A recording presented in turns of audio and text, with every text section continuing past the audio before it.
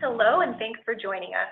On behalf of the Environmental Finance Center Network, welcome to our webinar, Ready to Work, Creating a Competency-Based Credential for the Water Sector. My name is Tess Clark. I work here at the Syracuse University Environmental Finance Center, and we have some fantastic speakers lined up for you today, but first there are a few logistics to go over first that we should cover. First, everyone will be on mute to ensure audio quality. If you have a question, just type it into the GoToWebinar question dialog box anytime throughout the session. All of the questions will be reserved for a Q&A at the end, but feel free to send questions at any time. We will be posting the presentations from today as well as a video recording on our website, and you can reach that website at www.efcnetwork.org. All of our webinars can be found under the Past Events tab. We will post a recording of today's webinar and presentation slides as soon as we can after the broadcast, and also send you a link to those materials in a follow-up email in just a few days. We do not submit our webinars to licensing agencies for pre-approval of continuing education credits. We do, however, send certificates of attendance as a courtesy. If you've joined this webinar with the intention of using it to support PDH or CEU hours, please know that we can only supply certificates after we verify attendance. It can take 1 to 2 weeks for us to send out certificates, and you must attend the entire webinar to receive one. You must join the webinar using the unique join link that you received when you registered, and you must be viewing the slides as well as listening to the audio. So don't just call in, make sure you click your link and look through the slides as well. Again, we can't guarantee that this webinar will meet the requirements for specific CEUs or license renewal needs. If you have other questions about this, you can email us at smallsystems@syr.edu. Now for a little bit about us. The Environmental Finance Center Network provides training and technical assistance to small public water systems in all U.S. states and territories to help local systems achieve their goals and stay in compliance with the Safe Drinking Water Act.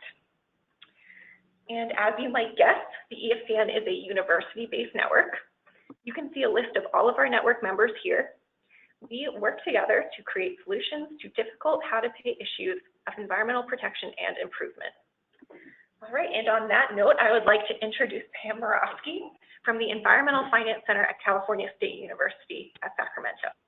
Pam is the Education Programs Developer in the Office of Water Programs, and she will be giving you an overview of the program today and also introducing you to our 4 other collaborators. So welcome, Pam. I'm pulling up the PowerPoint now. Thank you, Tess, and thank you for everyone who is logging on today to hear a little bit about the work that we're doing. We hope you're going to take away some information that's going to be helpful to you and your organization. And we'd also like to thank the EFC for allowing us to talk about and share with you the work that we're doing today. We'll talk exactly about what you're going to learn, what problems we can help you solve, and you're going to take away a plan that you can modify and use specifically that will help your organization. But most of all, we just want to make it memorable so that you can learn something. We have a great group of panelists who are going to share their role within this project too. As you know, employers traditionally, workers and students, we use those academic degrees and diplomas as a proxy for the skills and the knowledge that your workers are going to need to perform on the job. But many times we've heard employers say a degree does not mean that they're ready to work in my utility. So there is a growing interest in the use of those competency-based credentials that will complement those academic tradition. So those high-quality, employer-backed, competency-based credentials can provide you with precise information about the job requirements and the proficiencies that your workers will have, particularly for these technical skilled positions that are making up a large part of the U.S. labor market now, especially in the water sector. So our water sector work readiness credential is based on those industry-defined standards of the critical skills needed by entry-level water, wastewater distribution operators. So the goal is that utilities, water systems who recognize this credential, you can reduce your recruitment costs, you could improve your productivity. The goal is to minimize the turnover and particularly lower on-the-job training costs because you've hired entry-level workers who are competent. So this benefits everyone, all the stakeholders. First of all, students can learn those skills and a credential to help them earn a good job and a living wage. You as a utility have access to a pipeline of qualified entry-level workers with documented skills, which will mean for you less training cost and turnover.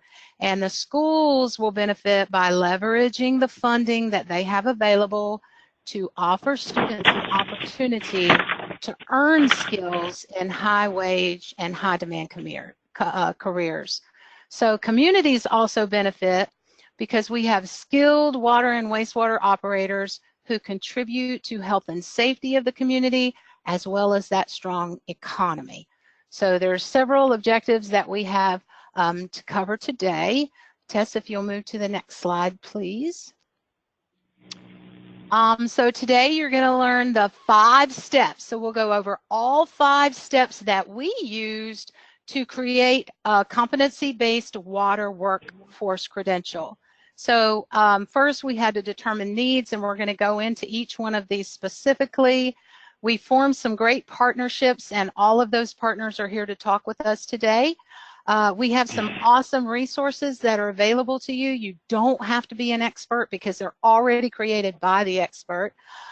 We have developed the curriculum, and we have the curriculum developer here to talk to you about that. And then we're going to connect that credential to show that it has value. So keep in mind that these are the steps that we took just as a local organization. They are personalized to our needs, and we want you to modify them to meet the needs of your utility. So, you know, the labor demands of any utility are very localized, and there's really not a one-size-fits-all strategy that will address your recruitment challenges. But those actions that are locally driven allow you to hire, train, and retain a workforce that's going to improve your operations. So in our credential, we mixed hard and soft skills. So not only do students have to have the basic math, science, and English, but other skills were identified that are also important, like getting to work on time, getting along with others, as one person said, keeping your pants pulled up, appropriate dress is the better way to say that. So a consistent list or a consistent plan can help utilities and educators collaborate and begin to launch some of those workforce solutions that we've been discussing for so long. And so we will have some time for Q&A at the end of the webinar with all of our panelists. Next slide, please. So we have 5 hosts, and we call them rock stars, and they all collaborated with us on this project. And this is to train water, wastewater distribution, utility management. So all 5 of us work together very hard to create a credential that's going to benefit industry and education. As Tess said, my name's Pam. I'm from the Office of Water Programs, and most of y'all know us as a provider of training materials for our industry, the water industry.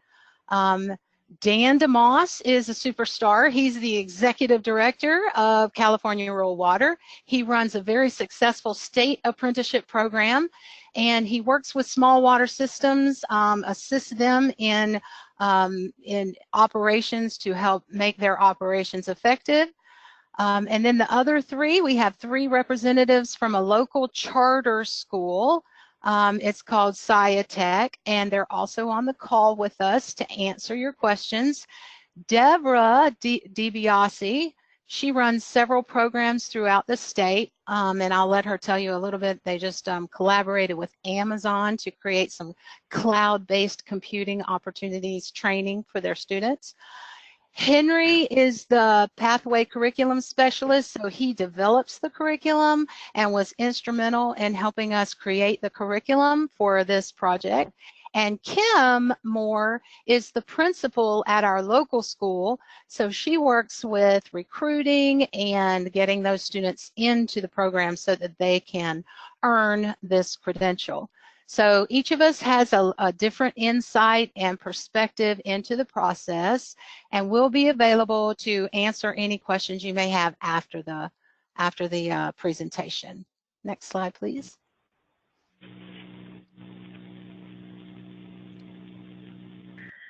Great. So I will go ahead and poll. Please go ahead and respond to the polling prompt on your screen. What type of agency do you represent? So you can tell us if you are a private firm, a water or wastewater utility, some kind of technical assistance organization, a workforce board, or in that same category, something like One Stop or Career Services, or other. And then I will go ahead and share those responses with everyone on the call in just maybe 3 seconds, give everyone a chance to respond.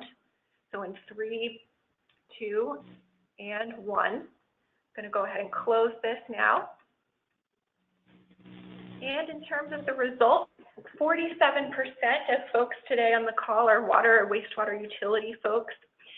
We also have 28% in the other category. We have 13% are from other technical assistance organizations, 10% private agencies or firms, and we do have a couple folks today attending from a workforce board, or One Stop or Career Services. All right. And that poll, thank you, Tess, shows us that water and wastewater utilities have a need, and that's why you're here, so thank you. We hope that you will be able to take away something valuable, and you'll be able to transfer this information that you've learned and into something useful that you can use at your utility. Go ahead and advance the slide, please. Once again. So the 5 steps that we talked about, and the first one is to determine need. So we launched this effort to create a water workforce credential because we have a demonstrated need, which is probably why you're here too. So that was our very first step. Throughout our interactions and other efforts, some were successful and some were not. Our organizations were already familiar with each other. In addition to the interaction that we had already had on various boards, OWP, the Office of Water Programs, we conduct an annual survey of water and wastewater utilities in our area, in our region, and the survey consistently reveals that our local rural and small systems experience a great deal of difficulty in finding operators. So in addition, there's an opportunity to provide comments on the survey, and some of the comments are that rural systems frequently are losing workers to the bigger utilities because they offer growth opportunities and higher pay. So it seems that the smaller utilities are serving as a training ground, and then the workers are moving on to a larger utility. So this is not only true just with water, but it's really across the entire economy. Younger workers just are not staying for 30 years at a single employer anymore.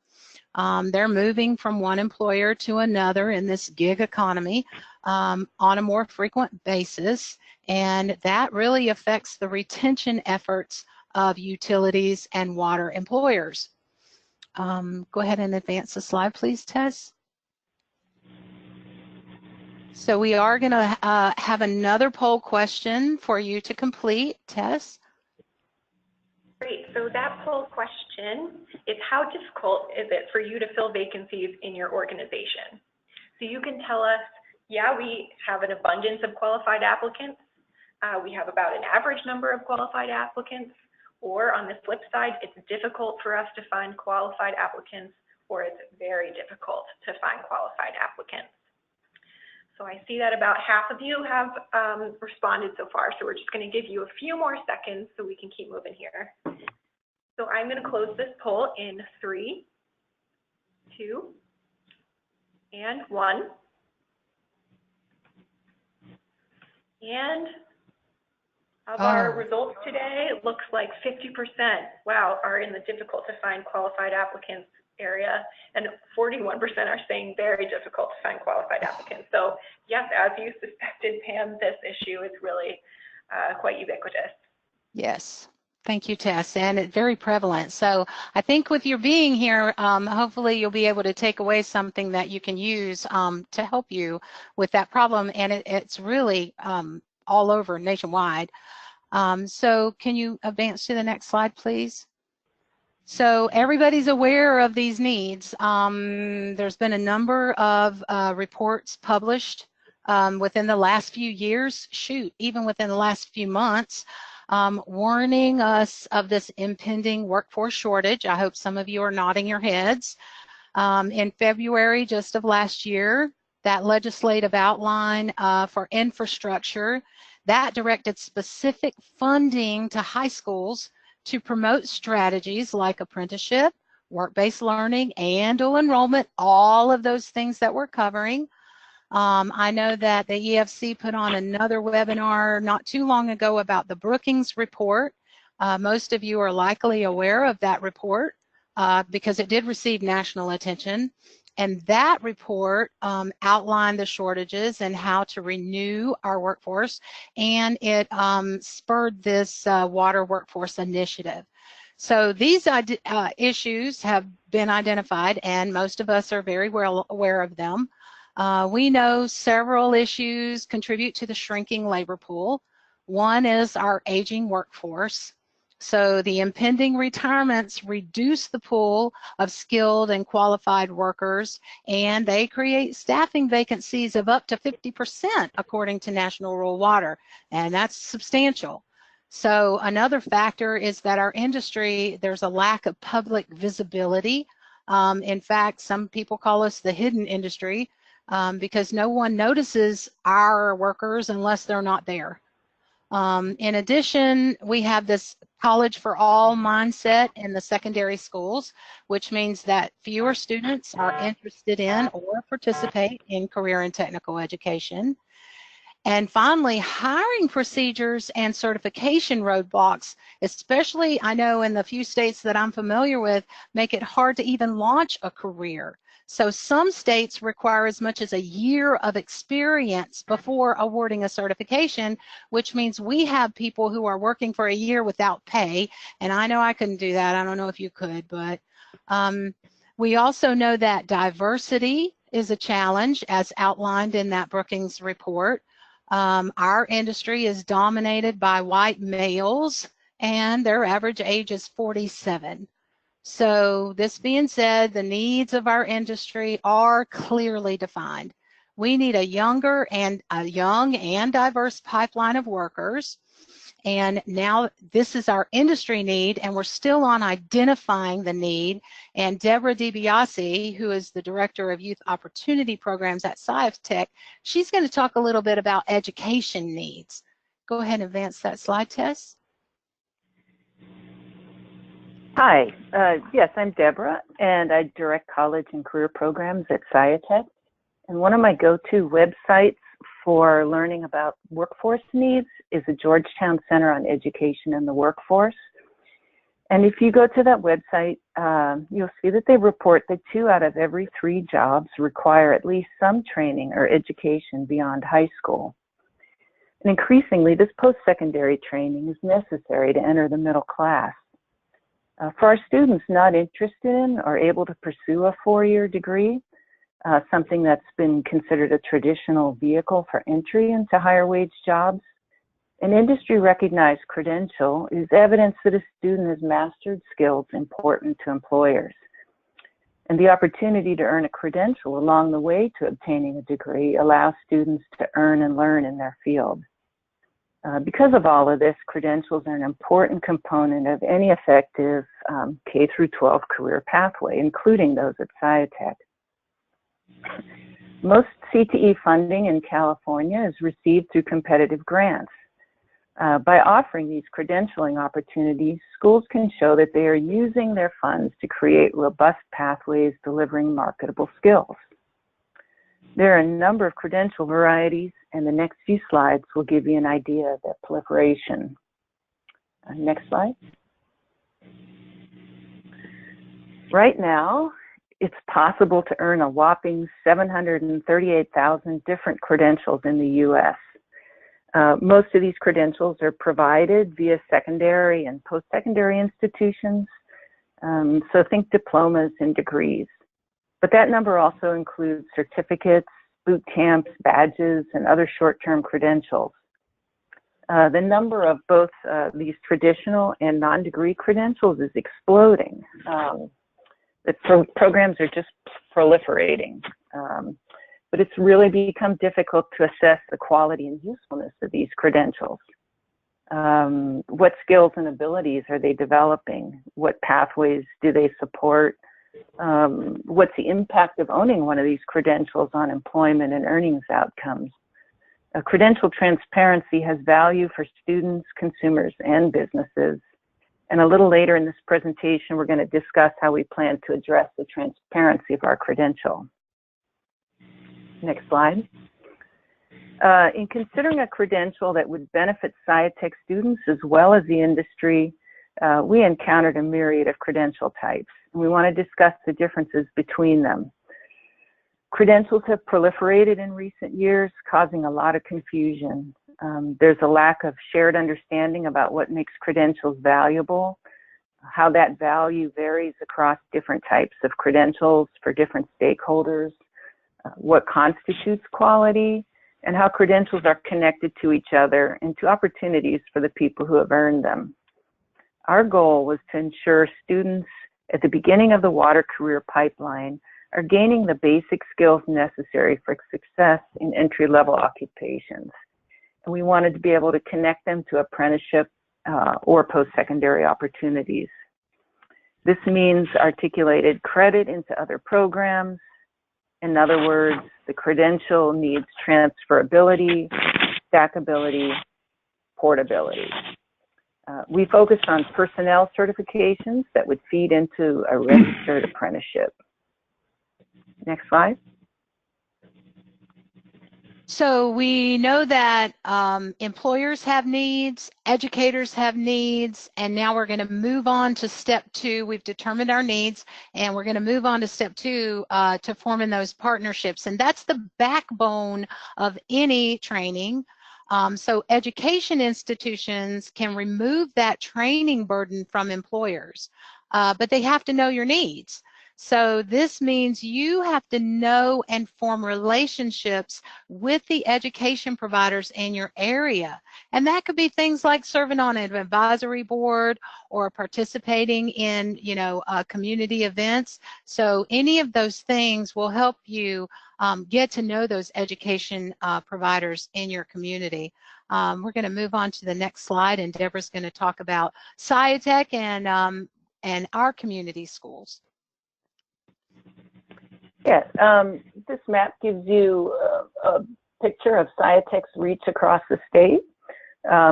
We're a high school dropout recovery program consisting of 16 classroom and independent study sites throughout California, from Sacramento in the north, south to San Diego.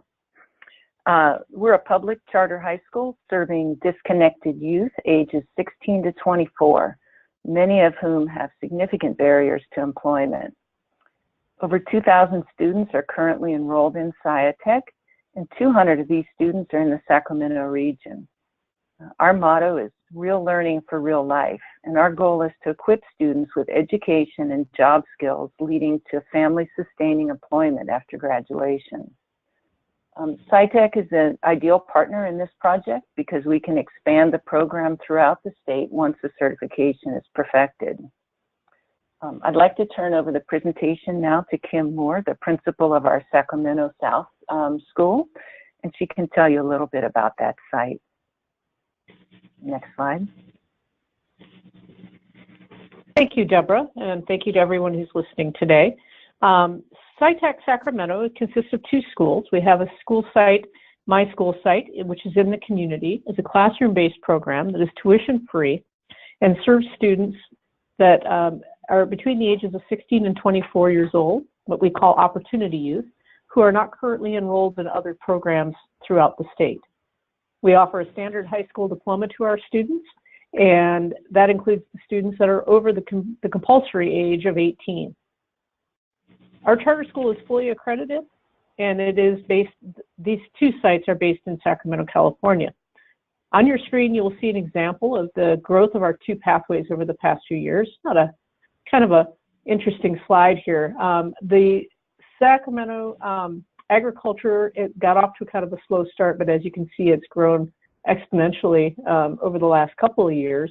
We have a partnership this year with a farm that's out at the Regional Sanitation District. And so we're starting that partnership with them this year to help kind of get this off the ground a little bit more strongly, and also to work with regional sanitation. Many of you may be partners with them. SIA Tech student schedules rarely line up with traditional academic calendars, and students have on average already completed half of the courses needed to graduate when they enroll. So many of our students will face some non-academic struggles. Many of those are the very employability skills that most of you are probably looking for.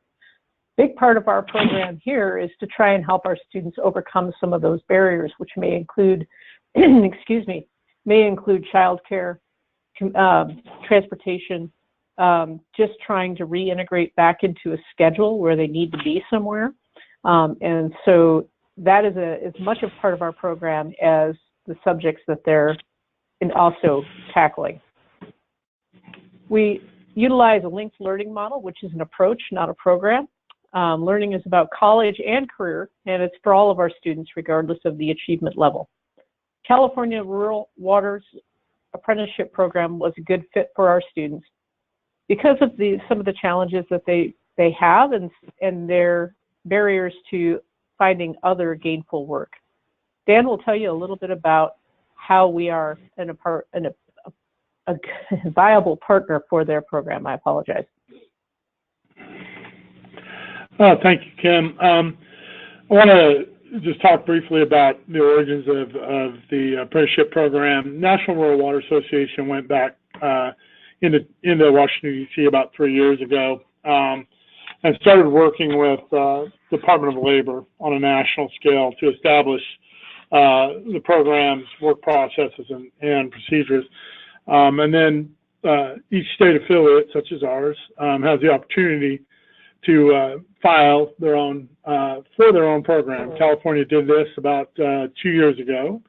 We started the actual formal training courses about a year ago. The program currently has 27 registered apprentices. Well, there's a little bit more than what shows on the slide. So a little update here for you.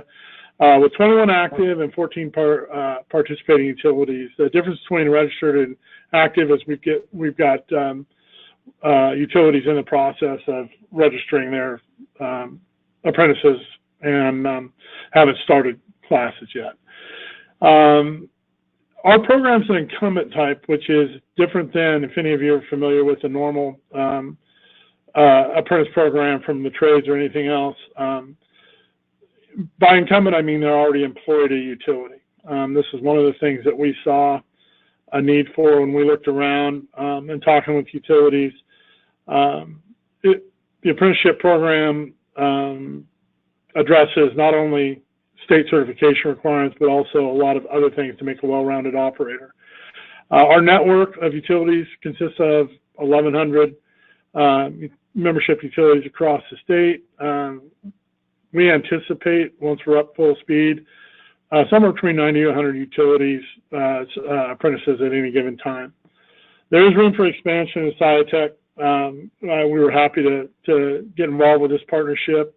There's a real need there, and we feel that as they go from a pre-apprenticeship program to an apprenticeship program, there will be opportunities for them to gain employment at some of our rural utilities, as you saw with the statistics in the earlier slide about finding qualified operators. The other thing we did was try to create coursework that created pathways. So our coursework completed through Credential will count towards apprenticeship coursework. So the work they do currently at that 16 to 24-year-old in the program with SIA Tech will also count towards coursework that they would need to do as an apprentice. The benefits to the students going through this program when they exit, they'll be able to move through the formal training portion of an apprenticeship program quicker.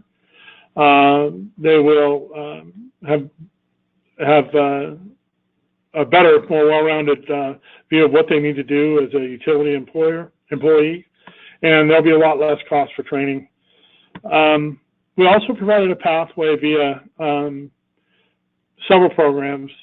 The qualification or the courses they take will qualify them for CSUS Office of Water Program's one-year certificate, and when they get into the apprenticeship program, when they're done, the coursework would also qualify them for a two-year associate's degree in water wastewater management via the California Community College system.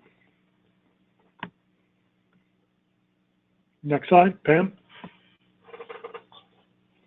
Thank you, Dan. So you can see that those cross-agency partnerships, those are necessary, that career pathway system to create that system.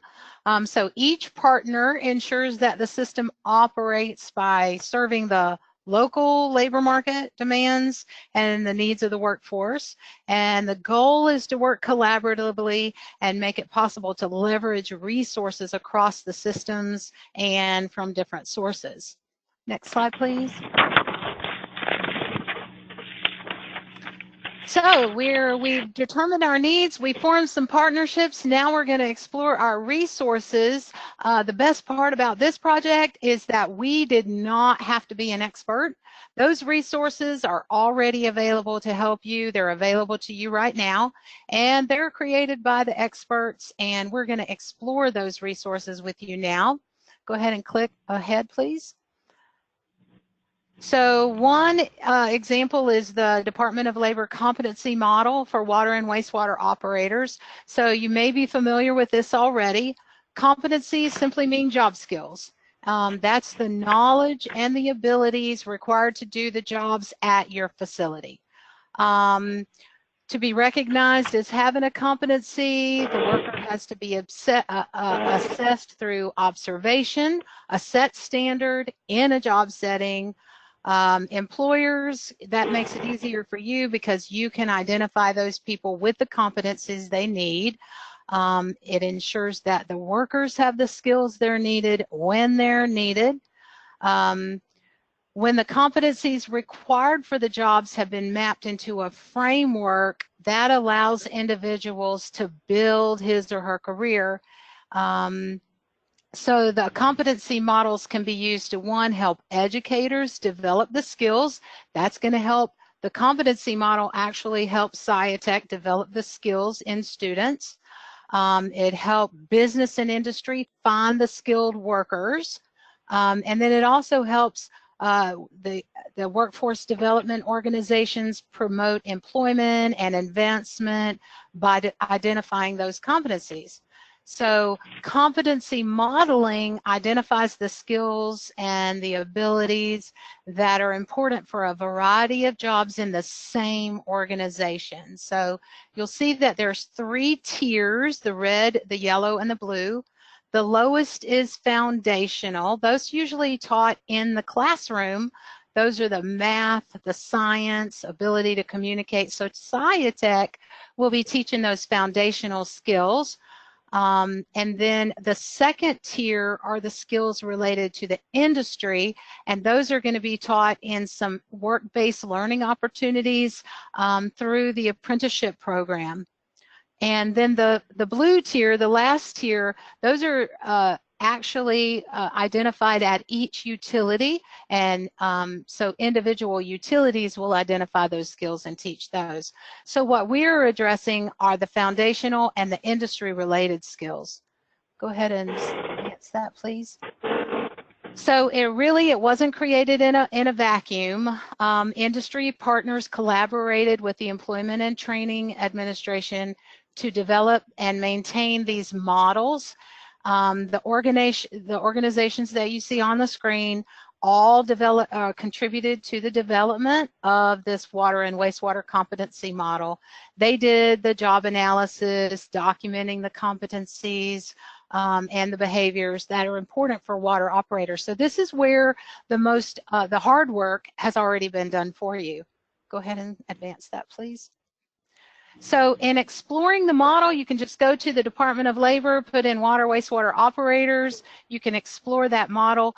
Once you're online, you can hover your cursor over each of those competencies, and it displays an explanation of every one of those.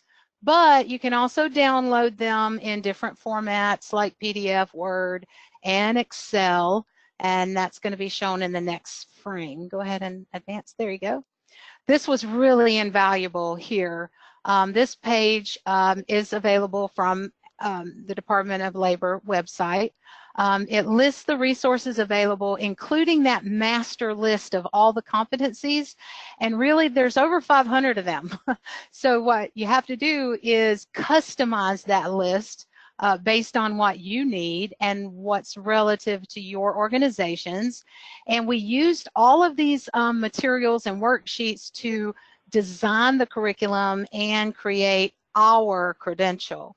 So we did download the competencies, the curriculum analysis, the gap analysis, and we used those in developing our credential. And which brings us to the next step. Go ahead, click, please. Advance this, there we go, designing that curriculum.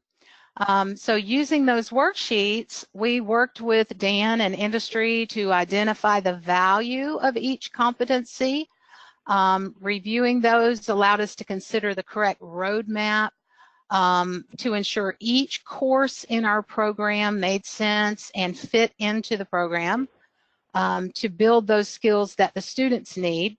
So Henry is the curriculum development specialist, and he's going to explain how we align that curriculum to meet education needs, industry needs, and how we took 500 competencies and whittled them down to 166 that we wanted to include in our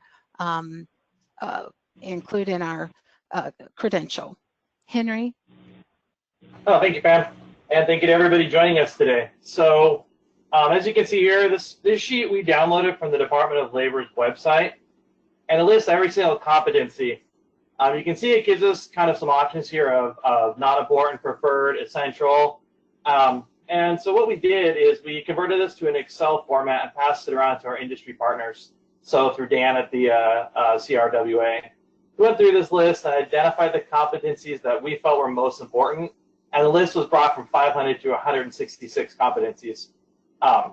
So one thing that SIA Tech does is when we develop our career and technical education pathways, we follow the guidelines developed by the state of California. And one of the things that we felt is really essential for all of our students and that we've heard from every single employer out there is professional skills, or sometimes what we hear as soft skills. So we developed a course in all of our pathways that covers those. And this course really dovetails nicely into the curriculum development process for the water sector. And then creating courses that flow smoothly and allow students to be able to obtain skills as they progress and obtain stackable certifications. It's really important for us that students see success that's measurable to them as well, and having certifications that can stack upon each other gives them the confidence and kind of bolsters them with the ability to take that out to the workforce. And then also, these courses are really designed for students to obtain the workplace knowledge and prepare them for the career success that they need. We want to eliminate as many barriers as we can for all of our students and give them, kind of front load them with the things that we think are going to help them succeed. Go ahead, next slide, please. So we had to really analyze our curriculum and, go back one. I'm sorry. Yeah, there we go, perfect. So we had to analyze our curriculum to determine where each competency would be taught. And if any of these were blank, then we knew we had some gaps. What we did with our team is we identified where the competencies were already taught in the existing curriculum and any additional curriculum materials that would be necessary. And in that case, OWP courses like math for water operators could be used to satisfy math, high school math credits as well as fulfill the competency requirements. Students who pass the math course with a 70% or better will receive a signature indicating this competency requirement has been met. We also use the OWP's operation of water treatment volume 1 to satisfy a science requirement, as well as train students in the basics of water treatment to pass the written final exam. Some of the competencies will be taught in work-based learning and experiential learning opportunities. We really feel that that's essential for our students to get that work-based learning. One thing that we require at SIA Tech is 20 math credits as part of our high school diploma graduation. California requires 10 of algebra and the other 10 in an additional math course. Having the additional math course as an option to satisfy some of those 10 credits really creates an opportunity for students to get contextualized math. One thing that's really great about that is linking math to a career really prepares them for their future career, but also helps them to see the math skills in action. Math can be a challenging and daunting subject area for a lot of students, but to give them content in an area that they're interested in and to see how that's to their career really motivates them to increase their completion, and then really helps with their overall success. So go ahead, next slide, please. So this is our training outline. It shows the curriculum and instructional strategies, the instructional methods, instructional materials, the fees and costs for everything. The summary is intended to be used for grant writing purposes. As Deborah alluded to earlier, one of the areas that California at the high school level gets funding for CTE programs is through grant writing. So it's really essential that we have as much detail as possible when we're asking the state for some of these grant dollars. And to have an outline like this is really just so valuable to showing them where things are going to be allocated and where the funds are going to be needed. And then the credential is a necessary component of seeking funding. So it provides a benefit to students and employers.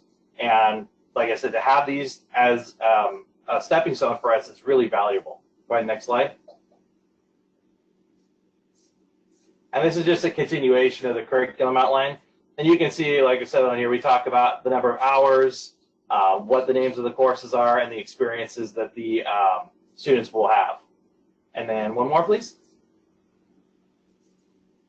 And finally, it's important to connect the credential so that there's a value for students and employers.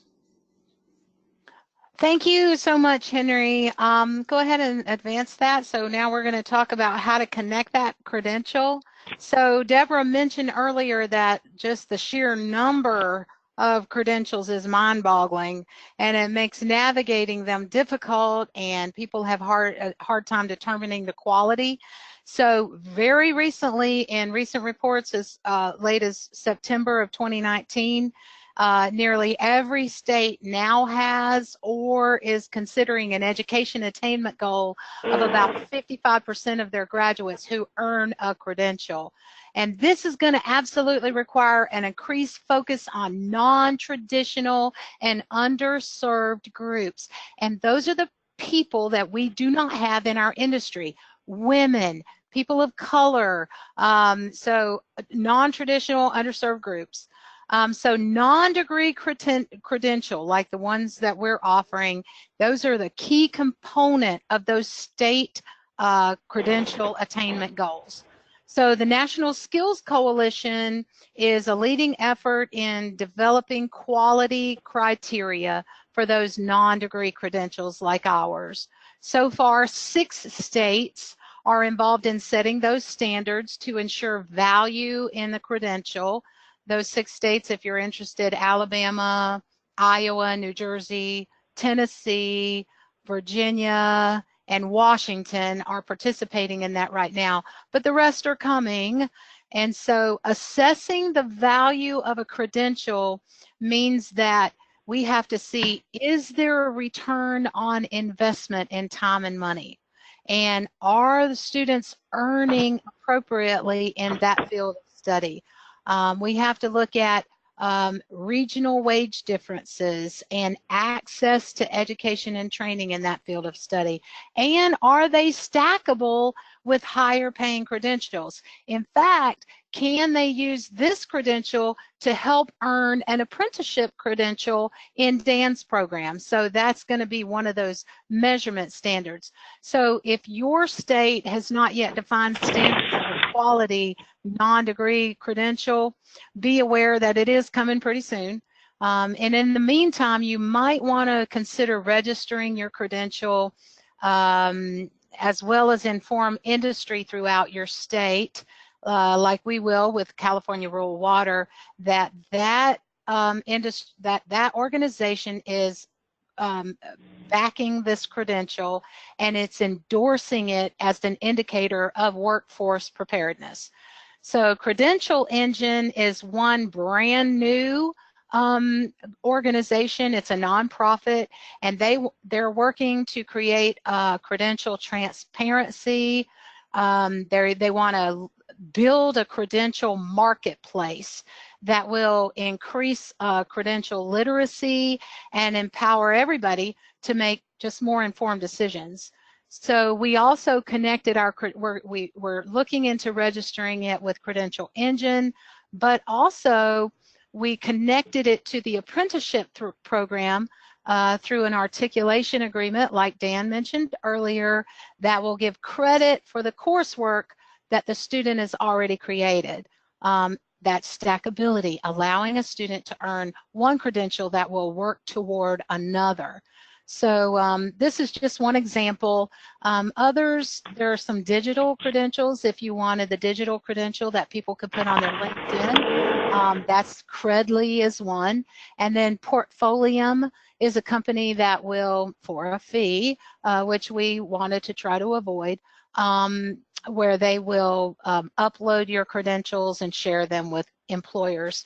In any case, whoever you use, you just want to ensure that the credential has value, and that's really where we're in the process of working on this step. So that registry will capture it, connect it, archive it, and share some of the critical information about it. So that's called an emerging credential ecosystem, and really it's characterized by coherence and transparency and reliable consumer information. So click to advance the next slide, please. So those are the 5 steps. We determined our needs, we formed some partnerships, we explored the resources, and then designed the curriculum, and now we're in the process of connecting that credential. And we've taken you through those 5 steps, and we've reviewed those. And go ahead and click. We do have some time for some questions and answers.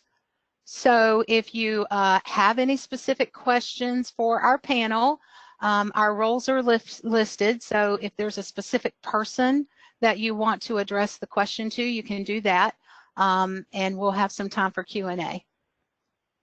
Great, thanks so much, Pam. So go ahead and get those questions typed up for us. Before we get to those, I just want to take the opportunity to give everyone one last poll. As you probably know, the Environmental Finance Center Network, one thing that we do is provide direct, free technical assistance to small water systems. So if you think that you could use a conversation with Pam to think through some of these issues, have that conversation about identifying needs, maybe try to get connected with what types of credentialing processes you could even use, let us know and we can connect you, and we'll possibly be able to set you up with an expert. So I'm going to go ahead and close that poll. We'll give you maybe just 2 or 3 more seconds to respond. And that's going to be done. And then secondly, our webinars benefit from your input. So if you have the time and you would like to, please take our evaluation. That came out as a link in the chat box. So think about doing that. And now, just to get to the questions and answers, one question we got a bunch of times is, how can we get a copy of the presentation? not to worry. We will send out a link to the recording of this webinar as well as a PDF of the slides in a follow-up email. If you registered for this webinar, you will get that within a few days as soon as we can process the materials. Okay, and on to the questions. The first question is, have you heard of the massive online open course? And what do you think the potential is there for water credentialing and workforce development? So Pam, maybe you can start, and then as other people have responses that they'd like, they can jump in. Yes, so that's a great question. Thank you. We have heard of MOOC, and there are credentials, certificates that are being awarded for completion of those. It's certainly an avenue that we want to look into. It could serve as a great way to train some entry level. Because they're online and because they're massive, there's not really, I guess, a lot of security, or I'm not sure about the quality of those credentials. I'm sure there's no way to monitor that that person is actually completing it. So I'm not sure that they could be used, and I'd be interested in learning a little bit more about how that might be used in our industry. Deborah, or do anyone else have any familiarity with MOOCs?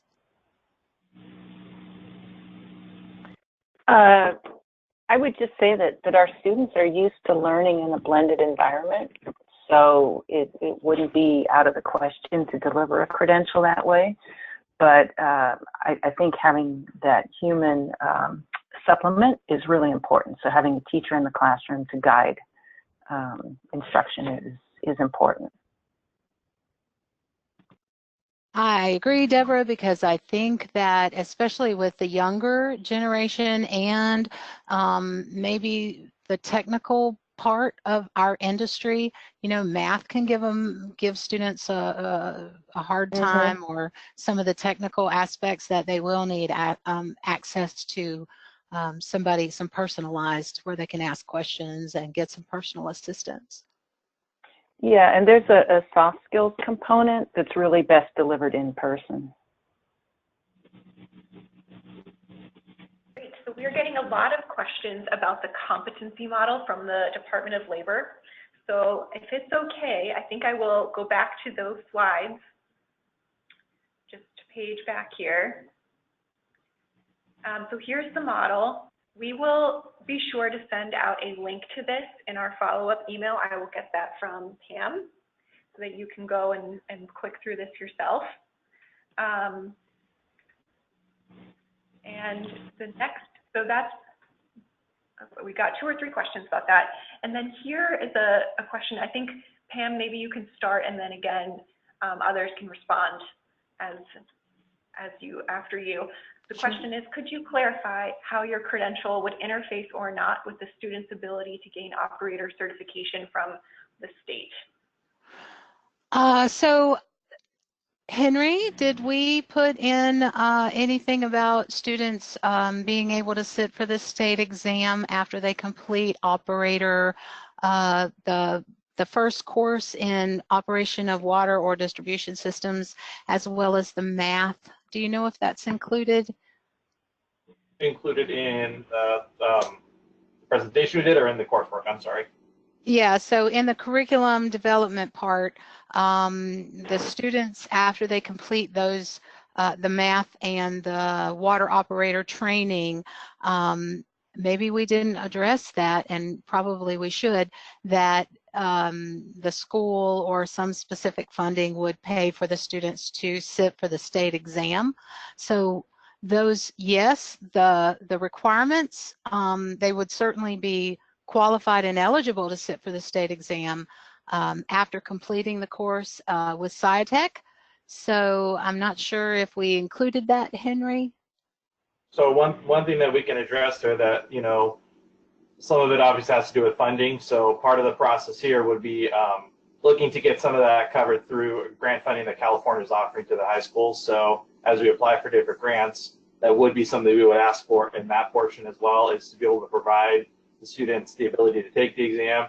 and also get them to the exam and have them all the skills that they need. So while we didn't specifically address it in this presentation, I think it's definitely on our radar of ideas. It's just a matter of figuring out how do we get them to that point. So ideally, we would be able to fund that. We would be able to get them there, and we would be able to provide them with that skill set. One thing, this is Dan, one thing you may need to remember is that the credentialing and the coursework outline does provide them a pathway to take the California state exam for entry level, 1 and 2 level. But in other states, there's more stringent requirements. So the credentialing may need to be adjusted across the country based on mandatory experience requirements by the individual state certification agencies. Absolutely. Thank you, Dan and Henry. All right, moving on. The next question can be answered in turn by everyone on our call today. Do you see value in cultivating an awareness of your organization and the water profession, and are you engaging in outreach programs in order to attract and identify talent? So maybe Pam, you can start, and then everyone can go around the whole list here. So the question is, do we see value in doing that, and are we conducting outreach? Yes. Do you see value in cultivating awareness for the water profession in your organization? And if so, are you engaging in outreach to attract or identify talent in a way that... Thank you so much for clarifying it. This is where my heart is, because we absolutely see value with the Office of Water Programs. And a major portion of my position is outreach and education. So moving to high schools and career fairs, and just last month we did one with about 1,800 students as part of the construction industry, Sacramento Regional Builders Exchange. We had outreach for about 1,800 students. And it's really funny because at every single event that I've gone to, we always try to do a hands-on. Students in the 15 to 18-year-old range, they're very aware that they get the water and they brush their teeth, they wash their hair, they wash the dishes. They have no idea where it comes from, and 100% of everyone, every student below 18 that I've ever talked to, when I ask them where it goes after it goes down the drain, they say it goes directly back to the river. So we have a gap in the knowledge that the water requires treatment before we discharge it back into the environment. So we do have some hands-on activities, a lot of outreach, a lot of one-on-one, but that's just regional. So I'm wondering how we can make, I know that some utilities are doing a great deal of outreach, having students come, but I really think there's a big gap in knowledge with, our general young people, because being an American, that's just the privilege of being an American. You never want a drink of water until there's none. So the privilege is that we can turn on the tap and have it clean, and we don't worry that it's going to hurt us. And we thank our industry workers for what you do to ensure that. But it is a privilege, and because of that, we're not really aware, I think, the young folks. So we do a lot of outreach and training of students to show them that there are processes involved, and we are hidden. So you don't really think about it until, the zombie apocalypse happens. So they don't really address that on some of the shows, but water and wastewater will be a major concern. Absolutely. I'm wondering, anyone from SIA Tech, do you guys often feel the need to promote or try to gain,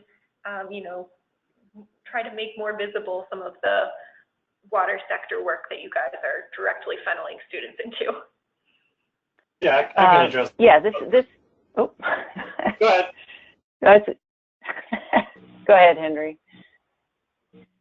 Oh, I was just going to say, and as far as that, and Kim also does a really great job of this at the site, we definitely promote it. There's a couple of reasons that we definitely promote it. One, you know, it's a great opportunity for our students to see themselves in a career that makes a lot of sense for them and also gives back to the community that they're in. Like Pam was talking about, you know, they don't understand where the water goes, so it's a really great opportunity to explain that. So it gives us not only some curriculum that we can talk about, but it also gives us the opportunity to, you know, point them to a career that they maybe not have known about.